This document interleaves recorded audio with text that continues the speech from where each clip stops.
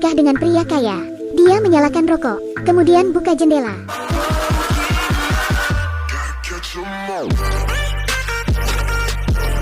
Wanita ini menikah dengan pria kaya. Dia menyalakan rokok, kemudian buka jendela. Lalu dia memberitahu kekasihnya tentang pertemuan mereka. Tak lama kemudian, Awei datang ke rumah mewah itu. Tapi yang tidak mereka ketahui adalah suaminya, Choi, mengetahui gerak-gerik menantunya. Ia diam-diam pulang ke rumah untuk memeriksa istrinya. Dia sangat mencintai istrinya, tapi sang istri justru merasa setiap sentuhan suaminya itu memuakkan, bahkan terasa merendahkan. Sang suami tidak bisa berbuat apa-apa, tapi kali ini dugaannya benar. Ia mengepalkan tangannya dengan geram dan merasa sangat marah.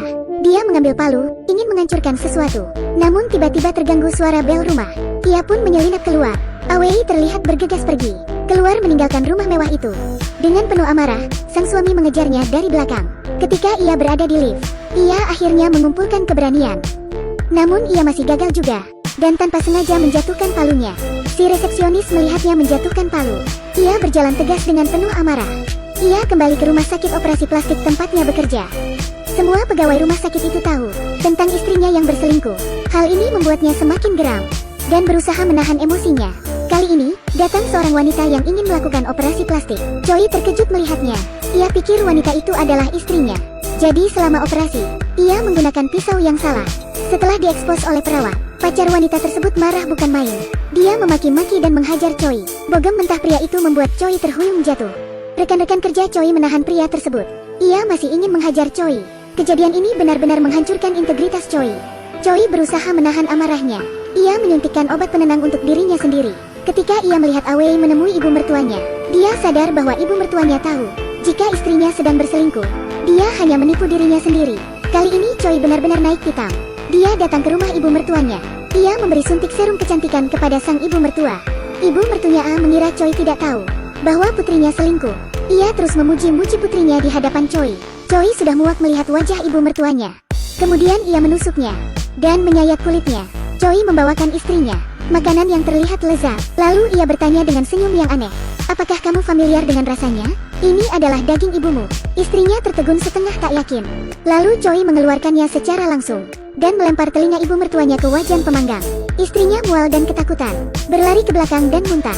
Lalu Choi mengambil kursi, menghajar istrinya secara brutal. Kebenciannya sudah memuncak. Ia ingin menyiksa istrinya secara perlahan. Keesokan harinya, Choi pergi kerja dengan wajah ceria. Hari itu, Choi melihat keindahan lain. Choi memandang wanita ini. Ia terlihat mirip seperti istrinya, dengan ekspresi dan tutur kata yang arogan. Kesamaan ini lagi-lagi memicu gejolak emosinya. Choi segera menyiapkan obat untuknya. Setelah melakukan pemeriksaan yang cukup aneh dan memberikan anestesi, Choi tersenyum misterius. Ia memberinya sebuah kecupan maut. Choi merusak wajah wanita itu dengan melukis pola garis yang aneh. Seorang perawat yang memergokinya terkejut dan berpikir bahwa Choi sudah gila. Ia bergegas menelepon polisi. Choi yang seketika itu emosinya meledak, menusuk si perawat tersebut. Kemudian dia pergi untuk melanjutkan operasi. Melihat pasien wanita itu akan bangun, Choi masih belum menjahit lukanya. Perawat berikutnya menyadari ada sesuatu yang salah. Ia ingin segera kabur. Namun Choi dengan cepat menggorok leher perawat tersebut. Wanita di meja operasi tersebut terbangun dan kejang-kejang. Choi memandang wanita tersebut, kemudian mengeringkan darahnya. Saat ini, nurani Choi sudah benar-benar terdistorsi. Seluruh rumah sakit dihantui keganasannya.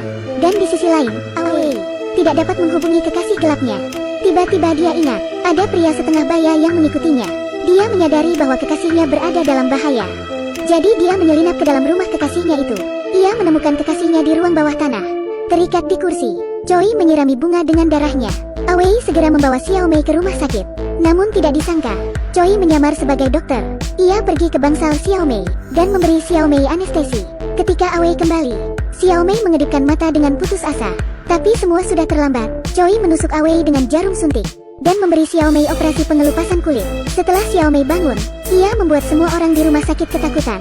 Choi berjalan di jalan dengan tatapan kosong. Ia mencari tempat untuk bunuh diri. Tiba-tiba seorang gelandangan memeluk kakinya. Choi yang ingin pergi, kemudian terlihat memegang batu bata yang berlumuran darah.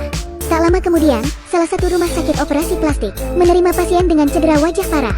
Beberapa bulan kemudian, Choi sebagai dokter bedah plastik muncul lagi. Jangan pernah merundung atau menyakiti orang jujur, karena begitu mereka menjadi tangguh, Anda tidak dapat membayangkan konsekuensinya.